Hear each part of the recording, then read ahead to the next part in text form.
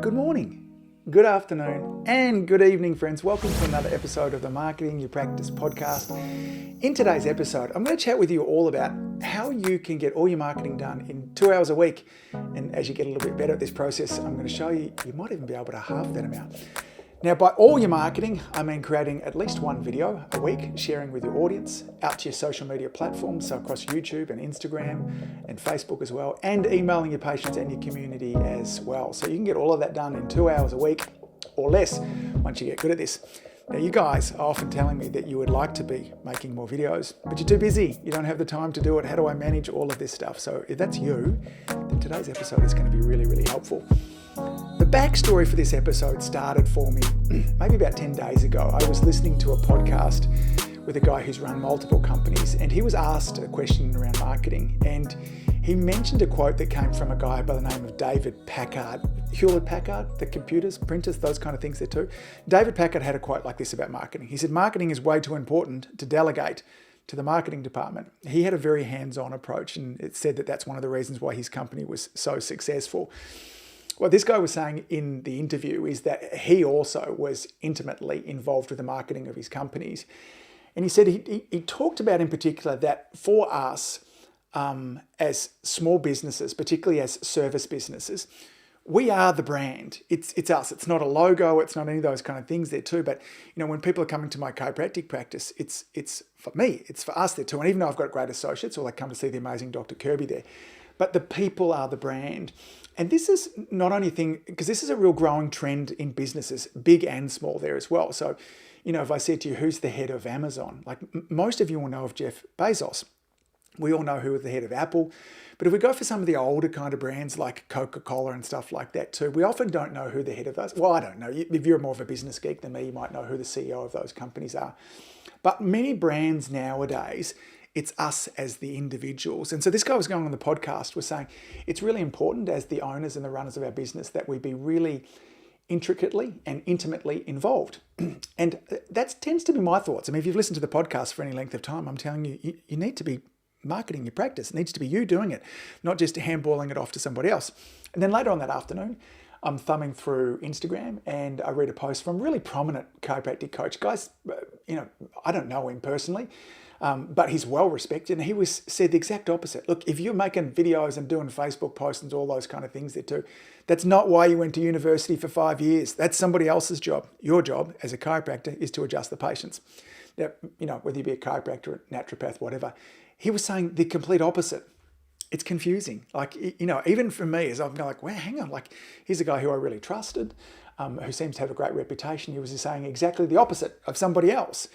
And so, which way should it be? You know, so today I want to share what my thoughts are. I kind of hinted at them before. I think, and I tend to agree with that quote from Dave Packard, that marketing is one of those things that's too important for us to delegate. And I don't have a lot of examples of success when practitioners have done that, okay? But there are different amounts of it that we could delegate. So I know plenty of you I speak to that, you know, you've outsourced your marketing to a Facebook team, to a social media company, but very few of you have come back to me and said, it was amazing, that was great. They were amazing to work with and they gave me heaps of patience, all those kind of things there too. So that's part of what I base this on there too. The amount that you can delegate probably depends on a couple of things there too. Like how well established is your practice? What's your profitability like? So if you're well established, if you're super profitable already, and you don't want to, then it's probably unnecessary that you be sending the emails, uploading your videos up onto Facebook, YouTube, doing all those kind of things there too.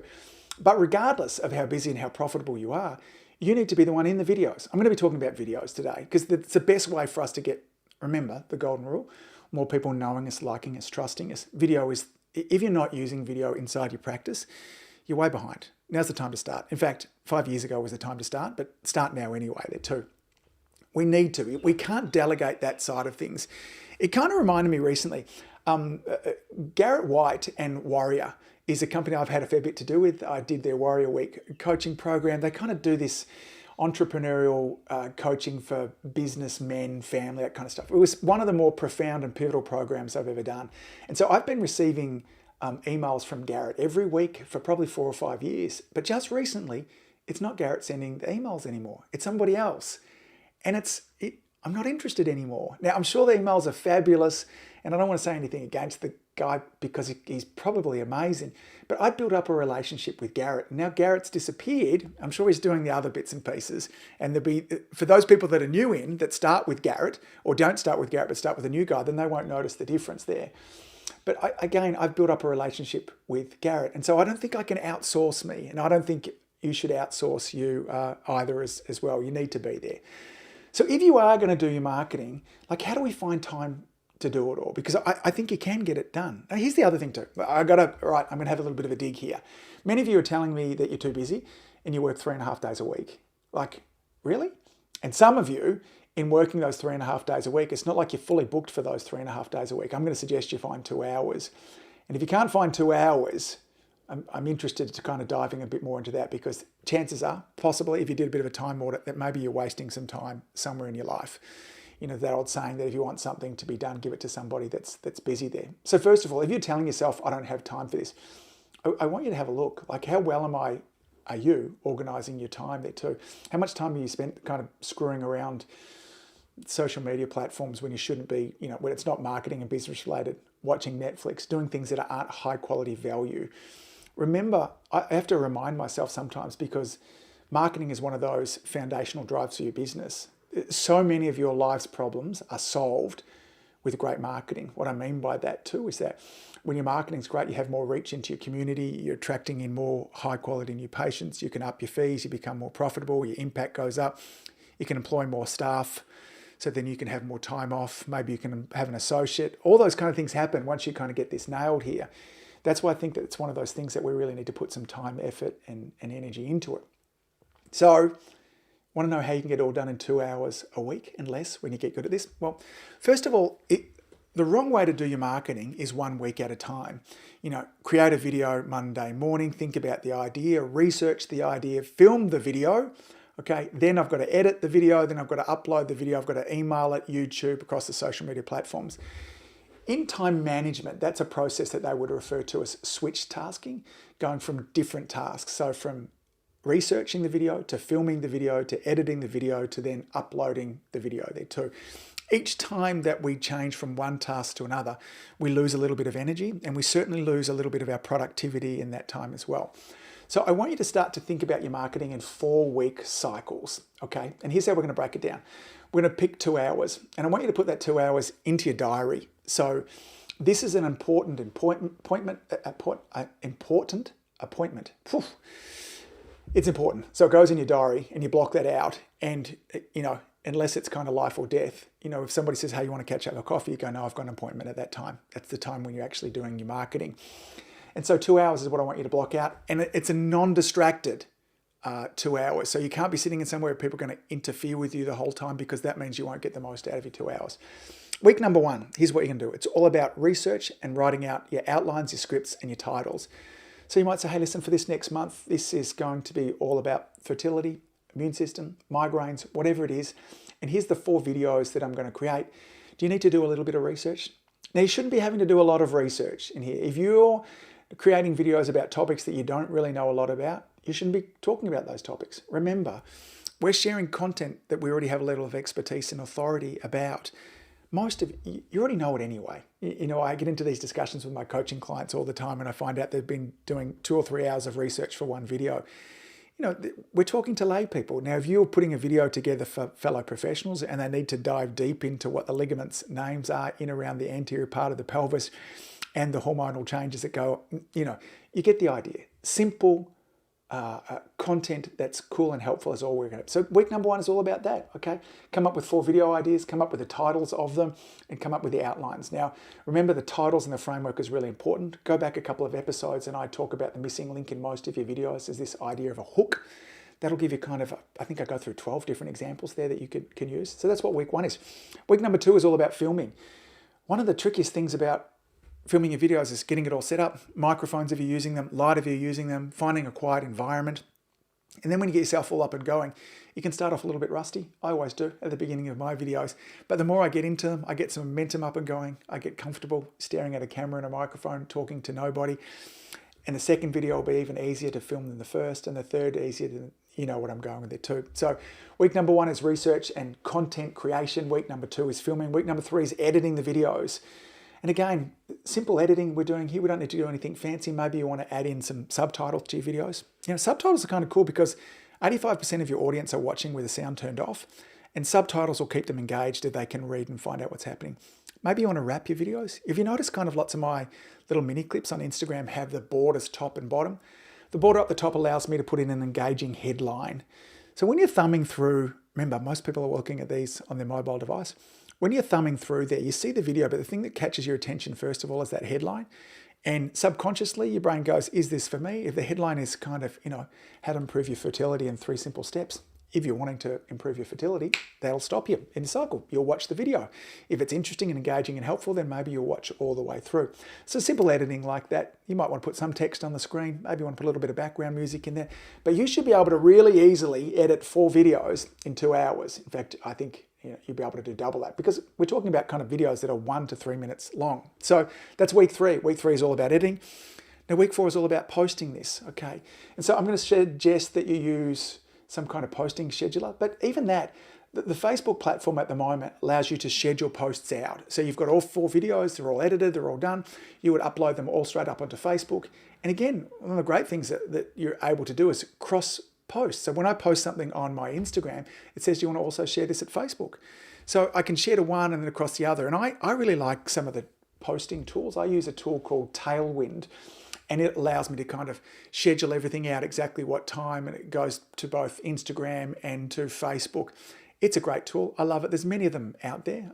Do a quick search for posting tools. This is the one that I like. I've got kind of used to it now, but I hear lots of good things about many of them. So many of my coaching clients use Tailwind. Lauren, my gorgeous wife, she uses Tailwind as well. So week 4, we do that. We plan out all our emails. We get them all scheduled for what dates they're to go out.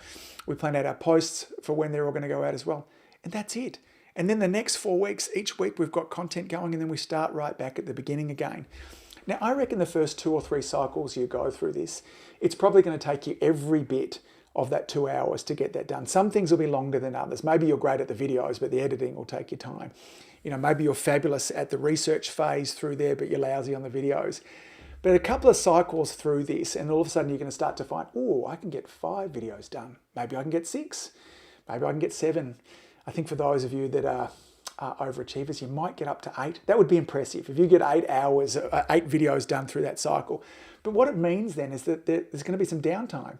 So if you can get 6 videos done, it means at the end of week 4, have 2 weeks off, okay? Then you're done. Or maybe you want to start to add in extra content.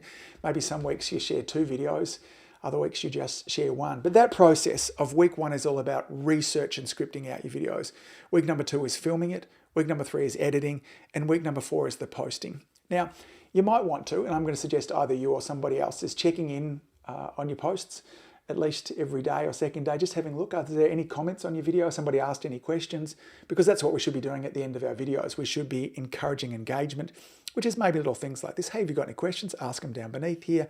Or if you want some more one-on-one advice with this, DM me. Or maybe you're saying, hey, listen, if this video has been helpful for you, please share it. We just want to acknowledge the people that might be kind of engaging with our content. And you could do that in as little as kind of 2 to 5 minutes a day, or you could have a staff member doing that. Let's sum all this up too, okay? I don't think that you should be delegating your marketing. I tend to share with what David Packard said, is that marketing is too important to delegate to the marketing company. The fact of the matter is that no one is going to care for your business like you do, okay? Now, if you're telling yourself that you've got no time, I want you to check in and see what that is really about. I'm going to suggest that you just need 2 hours a week, okay? What are you doing in your time? Do a bit of a time audit with regards to that. The more mature your business is, the more profitable your business is, the more that you can delegate some of this off to the side. Maybe you can have somebody else edit your videos, upload them, check in and do all those kind of things. But I think what you need to be responsible for is being the person in the video. And I'd be really cautious about having somebody else tell me what kind of content that I need to create. That's it, gang. You can be having huge impact in your community, building bucket loads of trust, liking, all those kind of things in 2 hours a week or less. Hey, if this has been helpful, can I ask a favor? If you haven't already, can you give me a rating on rating? Is that what they're called there too? Can you go over onto the podcast, your favorite podcast app there too? Give me a star rating and then kind of leave a review for me also. That really helps me. As I've mentioned in the past, it helps to increase the reach that I have, but it's also a really valuable tool when I'm kind of reaching out to guests on the show there. When they go there and they see 20 plus 5-star ratings. It kind of adds some weight in behind the show there as well. That'll be super helpful for you if you haven't done that. Gang, that's it for me now. Thanks for all that you do. Keep saving lives. I'll see you back here, same time next week. See you soon. Bye. If you enjoyed listening to this podcast, you have to come and check out the Community Influencer Program. It's my monthly coaching program where we take all this material and I'll work one-on-one with you to apply, implement, systematize, and help guide you and your practice to the next level. Now you can join me on over at adiomedia.com/join. That's adiomedia.com/join. I'd love to see you in there.